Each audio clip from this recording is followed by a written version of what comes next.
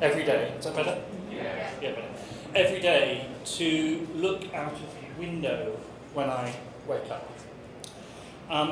To remind myself that I'm alive and that I made it through another night.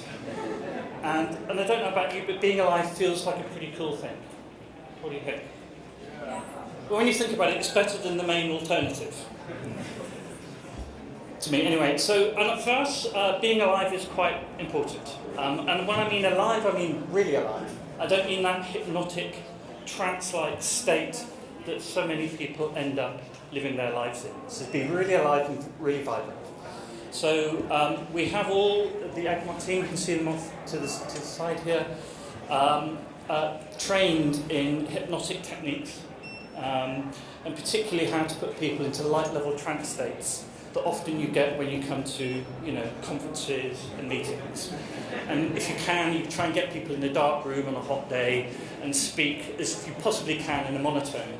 And it's normally pretty good at putting people into a somnambulistic trance state. You know, that sort of thing when you're, there's the lights on and there's nobody home. So we're practiced in the arts of that. But what we wanted to talk today a little bit, in a not particularly serious way, is about death, really big, and about how to kill innovative ideas. So, and why are we doing that? Because we've spent 25 years working predominantly in large global organisations, trying to stimulate ideas and creativity, engage people to try and change the way that people think, and so that they can innovate and create a better place to be for all of us, so we can all really enjoy being alive. So, so we thought, how better than not to take this topic too seriously, and so the level of seriousness we've put into this is appropriate, I hope you think. So, so we've noticed a few patterns, and we picked 8 out in particular we thought would be interesting for us all to think about and discuss. But before we got into that, we thought, because we all know this stuff, you all know this stuff, you're operating in this area, we thought we'd ask you, what do you think the best ways to kill innovation are? And this is the bit. I was in the States last week doing a similar kind of thing, and they had this kind of odd idea that when I asked a question, they all kind of sat there and there was some sort of telepathic thing going on, and they didn't think I was speaking to them individually. I just like to make it very clear, I'm speaking to each one of you individually, so we're asking the question, we're looking for some sort of verbal communication. So, and Sherna's going to be here with Claudia, and they're going to write your words, if you can make them really succinct, that will fit on a post-it note. Have we got 2 sizes of post-it note? We've got small ones, just big ones. Yeah, so any particularly verbose ones we'll put on a small post-it note. So, so we'll capture your ideas and keep them for later. So here's the question. What do you think are the best ways to kill innovation?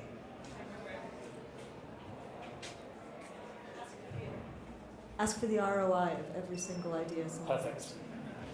Ask for the return on investment of every single idea, in as much detail as possible. What else?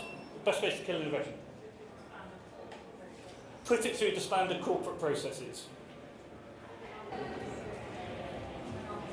Monopolies. Say more about that?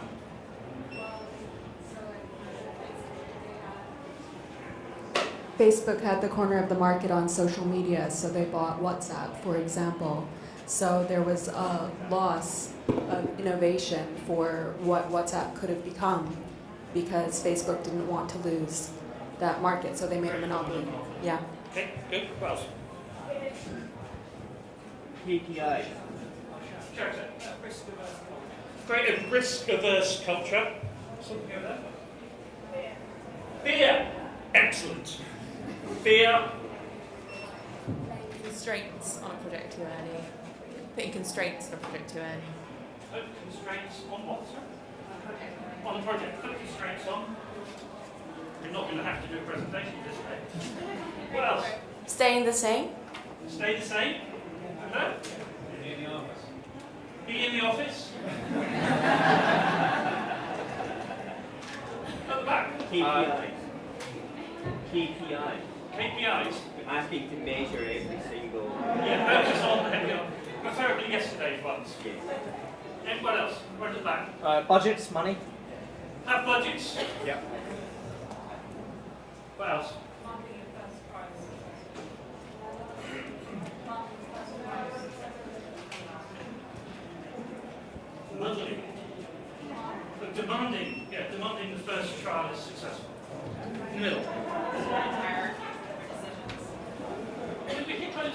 plan? I say strict hierarchy for decision making. Strict hierarchies for decision making. Perfect. Being too busy. Excellent. Treating innovation as a sign of desk activity. Treating innovation as a side of desk activity. Are we both happy? Time. Time. Not having, don't create time. Constrain time. Not enough diversity. Micromanagement. Ask for a business case. Ask for a business case.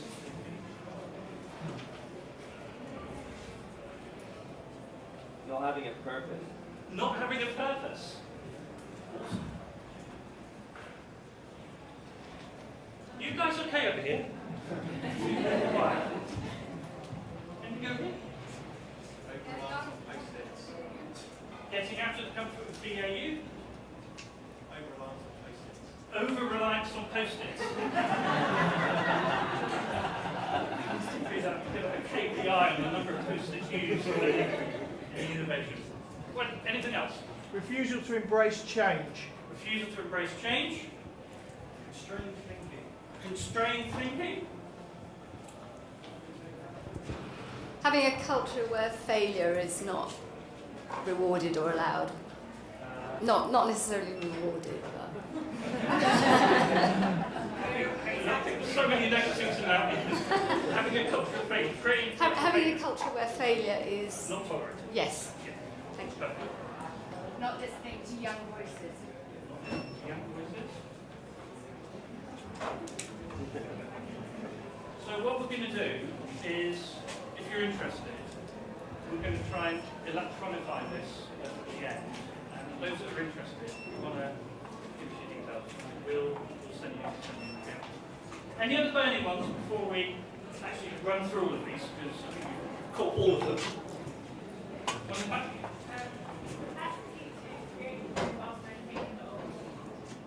Capacity to create the new.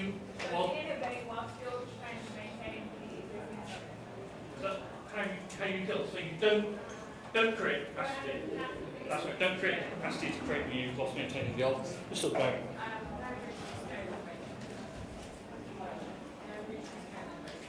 No route to scale innovation.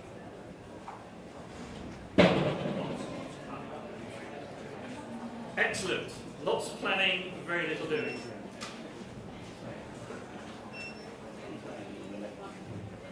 The belief that only one team can innovate.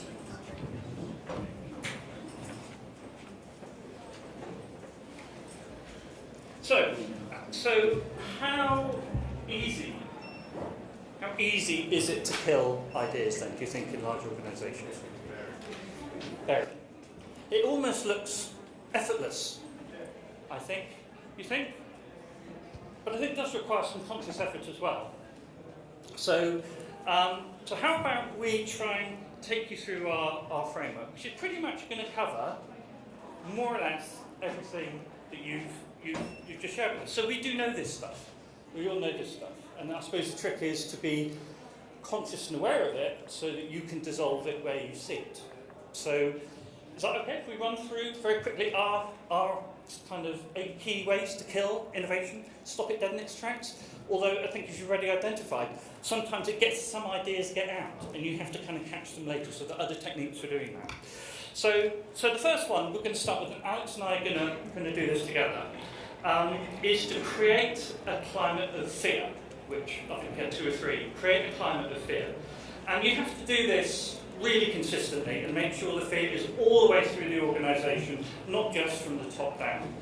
And that means discouraging being open, discouraging engagement, discouraging what's actually happening in the organisation. So create that climate of fear. Alex, what else do we need to do to create a climate of fear? Yeah, so this is all about loss aversion. We know that losses hurt twice as much as gains, so everything should feel like a loss. A loss of status, a loss of reward, a loss of reputation. You can really hammer it home, put everything at risk. That's how you get that climate of fear, get everybody a bit worried about trying anything new. What's next, Sean? Are you going to stay in here and now? That's a good idea. Stay in the here and now. It's a really good way to get people to not be innovative and a bit fearful, really. A bit fearful of what their boss might say when they get off the stage.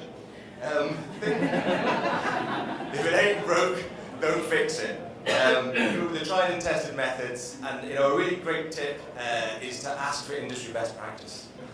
Go out, seek consultants, get them to tell you how others are doing it, and just copy that. Sure. So whatever you do, avoid looking outside the organisation. This can be very, very dangerous, and fixate on your own issues. And if you can, and we already had this, overload people with as much work as you possibly can. So getting really, really busy, I think, is one of the comments. So stay in the here and now, keep yourself locked in the present. Then the next thing is to try and complexify everything that you do. So complexify everything you do. So I think somebody said, make the purpose fuzzy.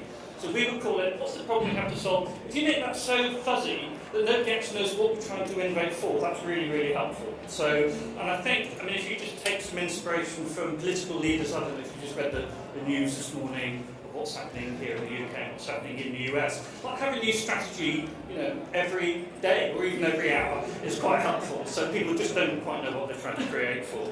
And then if you can, in terms of complexifying what you do, try and make it really unclear about who's accountable for what in the organisations and how you get decisions made. That's also really helpful, as well as having lots of silos, preferably those that don't actually communicate with each other. So is there anything else we need to do to complexify, Alex? Ambiguity. Be fuzzy. Fuzzy in your logic, fuzzy in your thinking. If you can use buzzwords, digital, AI, machine learning, nice visions, all the stuff that you hear about in the newspapers, get them in there, intangible and vague about what good looks like. Really keep people confused and running around reading the internet. That's how you make it nice and complex, what we're trying to do and why. Next up, and I think we had a few of these, really well actually articulated, be unrealistic about resources. Go to the extremes. 2 ways you can do this. First up, throw everything at it. From day one, loads of MBAs in a room, preferably in the head office, as someone said, consultants, experts, academics, all in one department, lots of brainstorms, lots of post-its. That's how you really put everything on the line from day one. Get it going. And if you can, at the same time as you're doing that, try and constrain the resources as much as possible. So limited time, limited money, limited access to technology, constrain the thinking. Don't allow the possibility that people could actually scale these ideas at all. But even once you've been unrealistic about resources, sometimes ideas still creep out. They escape, they start creeping out to the organisation. And you've got to try and kill them as quickly as you possibly can. And one of the ways you can do this, and a number of you picked up on this, is to ask for more data. More data is good. Ask lots and lots of questions. Ask questions like, what about? How will this work? Not what if, not the art of the possible, but try and really ground it. And if you can demand, and I think somebody said this, the first point was, have really demanding business cases with very high levels of return on investment.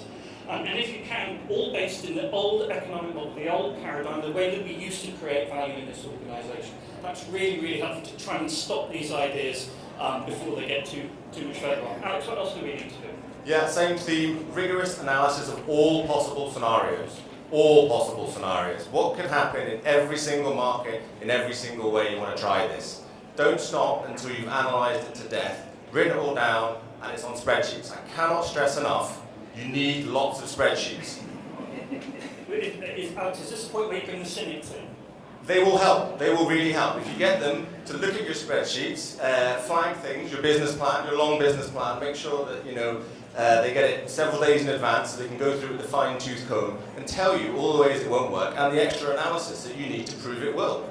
All those proof points, they really help with that analysis paralysis, that overload of data. That will usually, but not always, kill it dead. You can see the Brexit here, so she's just been trying this strategy recently. So, what's the next one, Alex? What do we move on to? Well, this one is really helpful, either in the middle or at the beginning, create the illusion of innovation. So if you have to do something, the kids won't work for you if you don't have an innovation hub somewhere, usually in Shoreditch. But the way you get around that is you tell everybody that you are doing innovation and they should be innovative all the time about everything and anything. Just go out there and innovate. Get on with it. Flashbang Innovation Festival really help. again, the academics come in, lots of speakers, really wind them up, and then just let them go, and it will work every time. So what creating an illusion of innovation is really about pseudo-participation to give the impression that you're actually serious about innovating. So one of the things that I like personally, one of my top ones, is create a Bright Ideas program where everyone in the organisation can post in their ideas for how things could be better.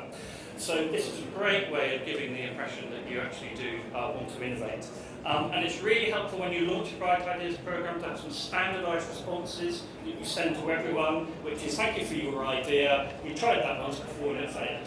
And it's a great way of stemming any more ideas coming through. So you want to try and cut those dead. And I think, and somebody else touched on this earlier, it's really important to try and keep innovation in the head office in a small bit, well away from anyone who actually has to deal with real people and real customers and real stuff at the sharp edge. Because we really don't want those ideas infecting the rest of the organisation. That could be really dangerous.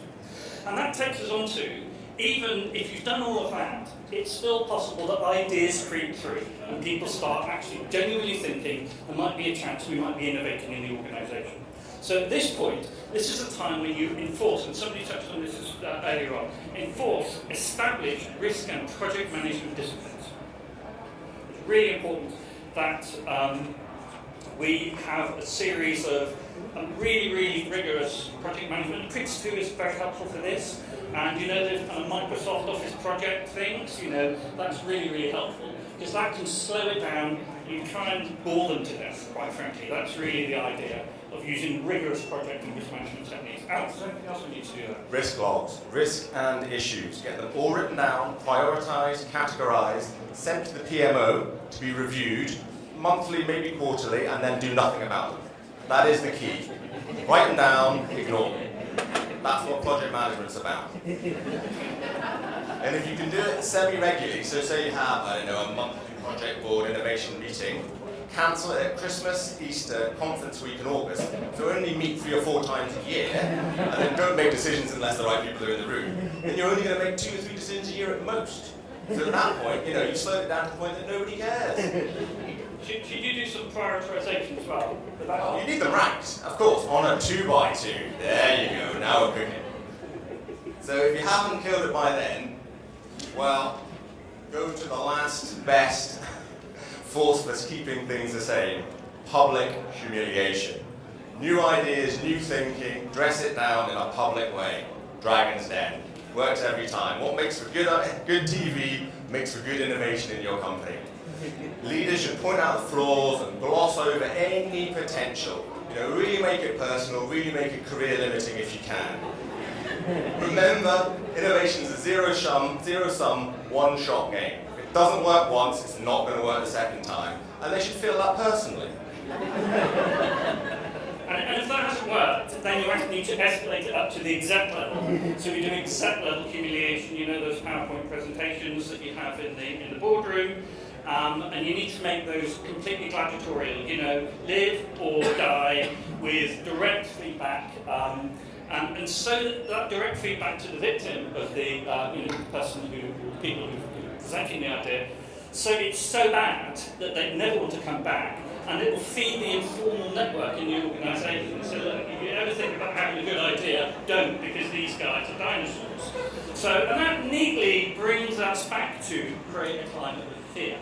So these are all intended, as we know. You know all of this because you've just told us what the so there they are.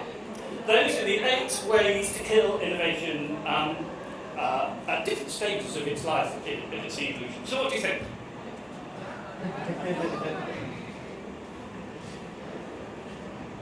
This is the point where, as humans, we use words. So just give us some words. What do you think? Is it helpful? Painfully accurate. Sorry? A bit depressing.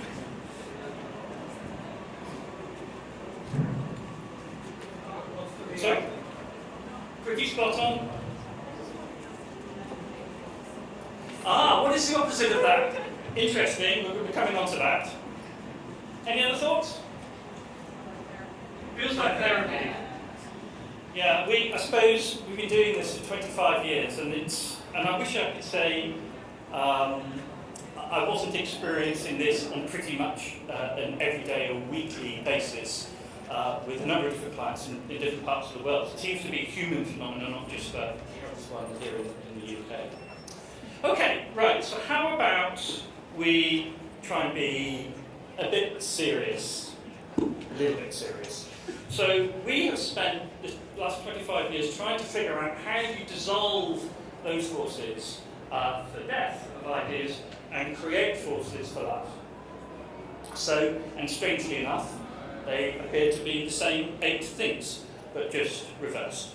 So, so what we thought we would do is magically create the converse of this and show you a picture on the visual display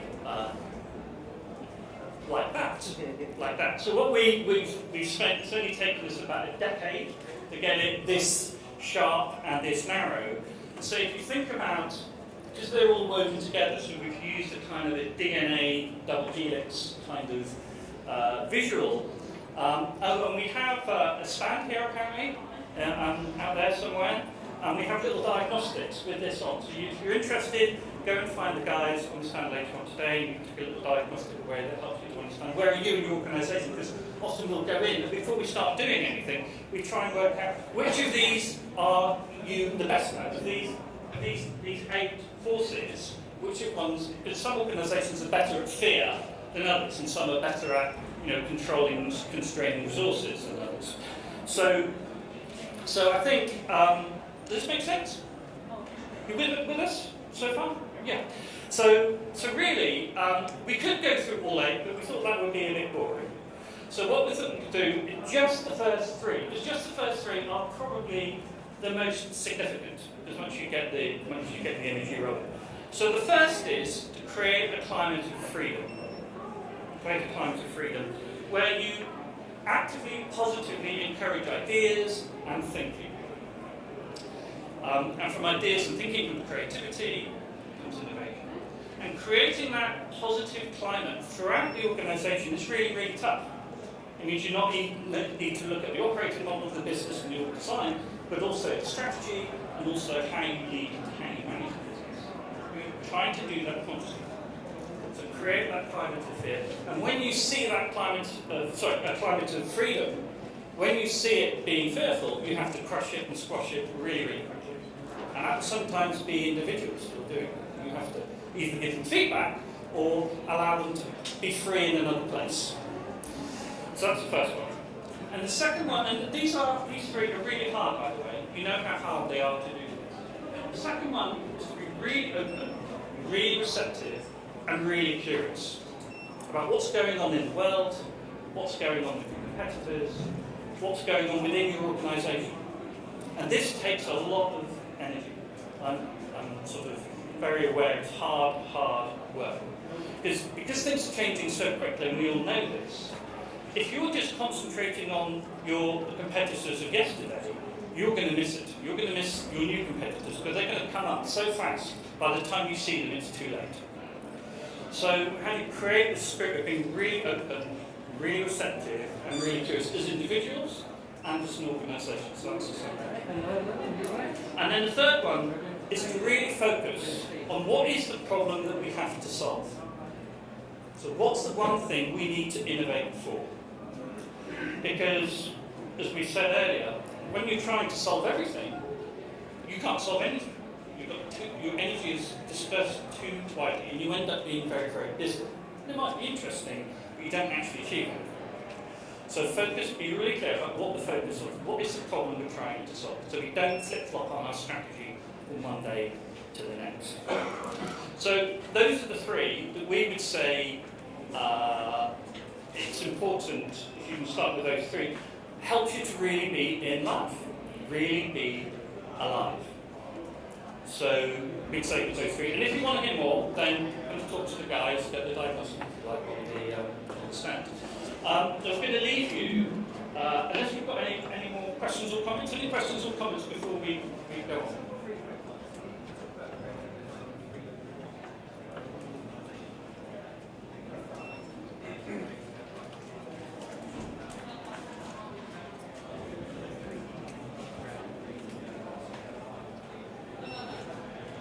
hear that? Tough. Should have had a microphone. So the question was, how do you create a climate of freedom? Okay. Anything else? I'll take all the questions now, and then rather than getting bogged down in them.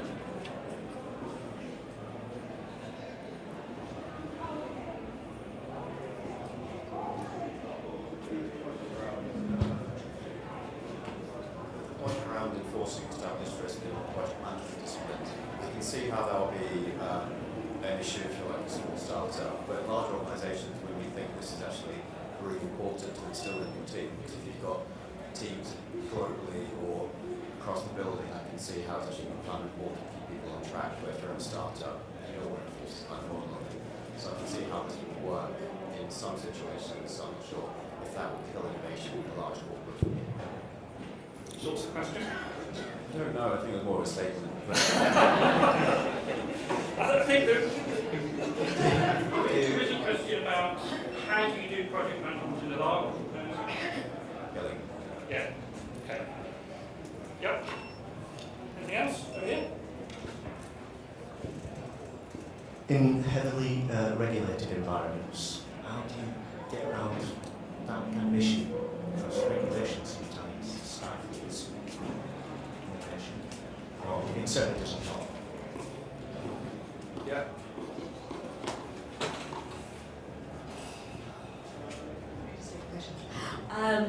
My question was going to be about the point around the illusion of innovation. So oftentimes, I think that's not just a push factor, I think that's also a pull factor. Employees look at articles about, shared workspaces, and they see ping pong tables, and they're like, oh, we should have ping pong tables. How do you, I suppose, moderate for that? How do you allow people to have a little bit of fun while still keeping things innovative?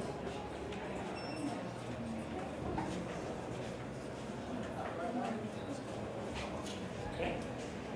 Yes.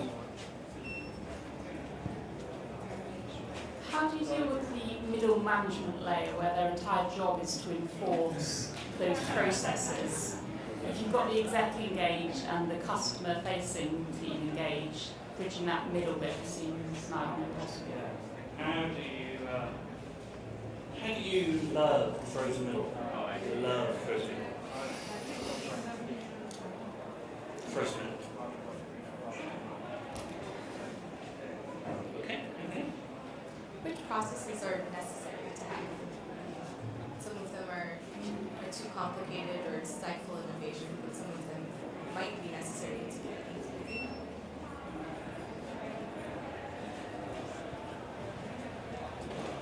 Okay. Are you thinking about anything in particular? I don't want to project, so no. You're going to be human on the planet. Not wanting to project. Right? Sorry. Is there a need to focus innovation, or do you let it grow everywhere? I'm just thinking for the fear that we'll start running into multiple directions when we're talking about having a better vision. So how does having a vision align to innovation that might sit outside of that vision?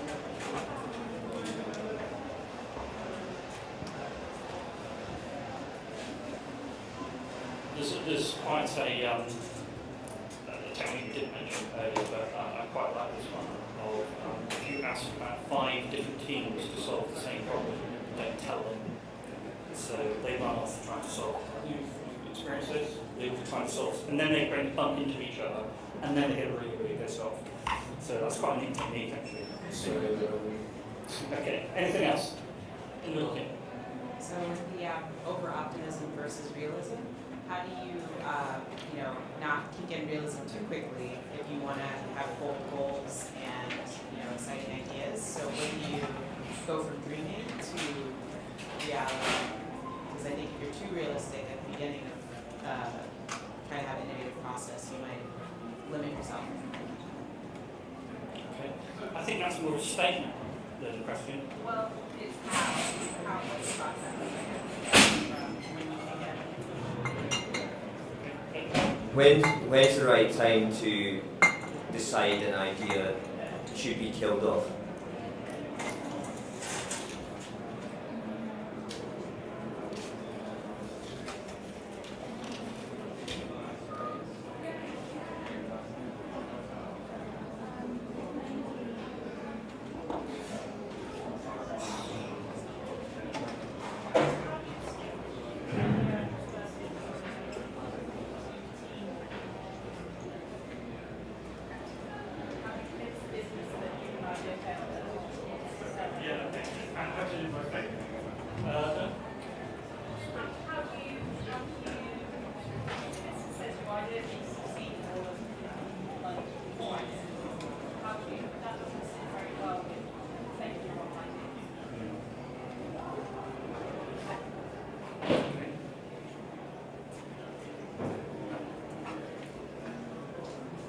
Is that it? Yes? Any of those that you're really, really interested in, because sometimes you might be working interested in all the questions that specific individuals will ask. Any particular interest in any of those that you didn't say yourself? I don't think the person who came up with and said, my one is the best one, please answer that. Yeah, the regulation interests me because any environment that's got a very clear set of standards that must be adhered to seems to therefore stifle innovation. So. Okay, great. Right. Okay, let's try and do this in a logical order. Alex, have you got any thoughts on that one? We worked in a lot of heavily regulated sectors. Yeah. It's about project management, regulation, risk. So I think one of the best ways to kill innovation is to tell everybody that your industry is not innovative. You see it over and over again. It's a regulated industry, we're not innovative, we'll bring it in from outside. Other people do the innovation better than us.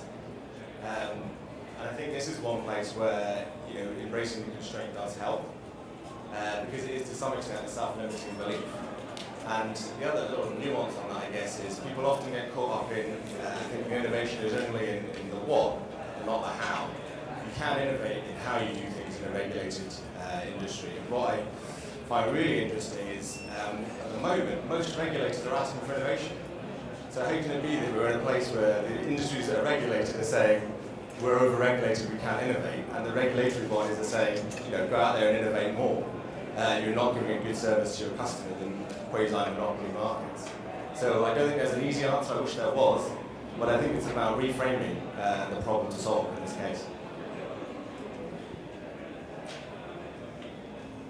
Okay, so in terms of some of the other questions then, let's start with creating the climate for freedom. And that links to the sort of the can you allow fun and how do you do it for us. So creating the environment for freedom is multi-layered, as we know. So there are, to my mind, three things I would be thinking about was what's governance, so how do you make decisions, how do you communicate, how do you not make decisions, how do you not communicate, so that whole the governance piece around what is the process for making decisions, who gets to make them, and then what happens once you make them. So that sends a very powerful signal into the informal network in the organisation, so that's one. Secondly, I think there's something about being clear about the strategy, the strategic intent of what we're trying to do and why we're trying to do it. And that strategic intent often seems to be not deeply thought about in large organisations. It's kind of, people go, yeah, it's a strategy, but something that really connects and resonates with everyone in the business. So if the strategic intent fits and then the governance fits, then it's down to management and leadership. And we separate management as the tasks that you just have to do. Like every manager has to manage a budget, they have to do performance management for their people. That's management. Leadership is creating the right environment where people can fully become themselves. You help them to really develop and really be free as individuals. And each leader needs to do that. And if the leaders can't do that, then they should go and be free to lead somewhere else. So those would be the three things. And part of that, the frozen middle it runs through all of this. Every organisation has a permafrost there. So, and our way of dealing with that is just to look after them. And they're feeling a bit, they're the bit in between, aren't they? They're kind of, they're put upon by the people above, they feel put upon by the people below, they're trying to maintain status and their unique position in the organisation. So they feel very fearful. And so we need to let them feel loved and feel involved and really get them actively participating in their ideas and thinking. And that way then they forget to be fearful. So, and some of them will struggle, some of them will be sort of petty bureaucrats that will come to know and love, and they say, well, you have to go through such a process, otherwise I'll shoot you. So most, at least 2/3, you can take with you if you hold and care for them sufficiently. Does this make sense? And, you know, I'm not personally a fan of ping pong tables. We've got a number of clients who have them. And I think people being fully in life and having fun is what we should all be doing. You know, I don't know about you, but I love Death Clock. You tuned into Death Clock? Yeah, so Death Clock, it's on the interweb thing. You know, it's on there. You can punch in your age and your BMI, and it'll tell you what your planned expiry date is. So mine's the 17th of February 2042. So that's quite helpful to know how many days have I got left to really be in life. So I've got about 1,436 fun days left. So I want to make the most of every single day that I have available.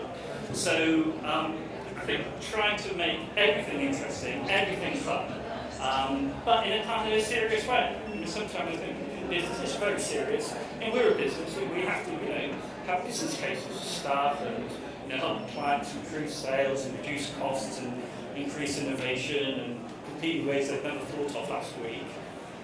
But we also want to do that in an interesting way. If you're starting a meeting at 6 o'clock in the morning and then you're finishing the meetings at 10 o'clock at night, you've got to have fun, otherwise it's just boring. You might as well just be dead. We are trying to advocate being in love, and that means being awake. And that's, you know, that's hard work. Okay, so what else have we got? First middle we've dealt with which processes are absolutely necessary. That's a good one. Alex, have you got any thoughts on that? The ones that are really helpful. Sorry, that answer a bit facetious, but I think it links back to some of the questions on project management and program management and risk management and all the above. You know, it's a means to an end and not an end in itself. I think where I've seen it work best is when people see it as a tool that's there to help get things moving rather than to crush things that are moving and slow things down. So having need that in a big organisation, obviously you do when you need to understand the work of hundreds of thousands of people. You know, having project managers who are zealots that really understand why they're using these tools and how they're meant to help things move forward.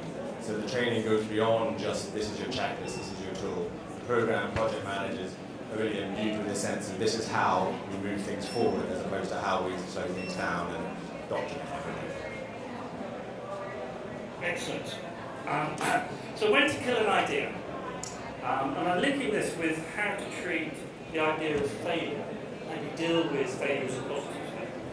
So we're great fans of proper, meaningful business evaluation. To really think through what are the right criteria that you need to assess a new idea, so you don't use the KPIs or the criteria that you used to use. So what are we really looking for? And that, again, that takes quite a lot of stretching in thinking to think, right, what do we really, in the world we're going to be in? Because we know that the world is changing faster than ever before. We know that change is never going to be as slow as it is today. We're living in an exponentially changing world, and therefore we need to be thinking ahead. So we encourage our clients and actually work with them on to be in the world of 2028. I think 10 years out is about the right time. 5 years is too close to today, 20 years is too far away. But if you say we paint the world of 2028, so this is what it's actually going to be like in terms of population, in terms of energy resources, in terms of societal shape. You know, about 40% of people are living on their own in this country. We know there's going to be 8.6 billion people living on the earth. You think when I started walking on the earth, there were 3 billion of us. now there are 7, and in 10 years' time they're going to be 8.6 billion. So all of that is massive and has massive implications for how we should be thinking. So think about what the criteria for where we're going rather than where we are. So it's not only seriality as it is today, it's seriality as it's going to be tomorrow, what we actually know. So have really, really sensible criteria and evaluate them really hard. And when ideas don't work, you have to say that one, that's right, that's the whole spirit of creativity. All of the creative people go back in history knew when to get rid of the rubbish and when to keep the good stuff, whether they were artists or musicians. So that would be our view that yes, you definitely do need to kill ideas, and you need to create capacity for bringing energy through. We're great fans of using, in terms of multiple teams, we're great fans of using people from the front line, because they pretty much got 80% of what the problems are and 80% of what the potential solutions could be. They're already there. The future is already here, it's just not equally distributed. So how do you find the people who are really there and thinking about them and get them involved and make it open, but very, very focused. So, is this helping? You with us? Or are you one of those transfers? When you walk into the room and someone's been watching TV and you say, what just happened? And they say, oh, they've been in a solution transfer. I used to say to my kids, actually, when in that state, that they were allowed to watch TV, I did. So it didn't really work. But anyway, so the last one was how do you balance being over-optimistic and realistic? And for me, it's about being optimistic, realistically. The rational optimist was came out a few years ago. So it's being optimistic but not over-optimistic. I think it's when over-optimism is a really, really great way of killing ideas off, quite frankly. So if we said, right, you're going to, Alex here is going to solve the Brexit problem for us, it's just him and, his 2 little children, who are going to give them responsibility for solving Brexit. We know that's wildly over-optimistic, wildly unrealistic. So it's realising what you can do and realising that in time you can take it one step at a time. So those are your questions. Hopefully responded to at least, if not brilliantly answered. So we wanted to leave you with one thought, and this is it's an African proverb. We can get the next slide up. And I like this proverb because it's a bit of the spirit of our times. No, next one. Here we go. So what this is, you might not be able to read. So this says, every morning in Africa, the gazelle wakes up. It knows it must run faster than the fastest lion, or it will be killed. Every morning a lion wakes up. It knows it must outrun the slowest gazelle, or it will starve to death. It doesn't matter whether you are a lion or a gazelle, when the sun comes up, you better start running. So that's a bit of a metaphor for our times. So if we could just move to the next slide, please.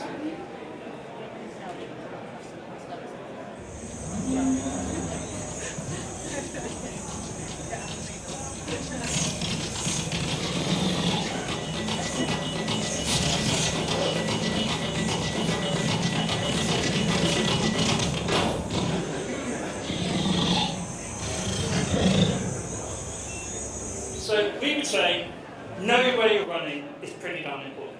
Thank you very much for your time.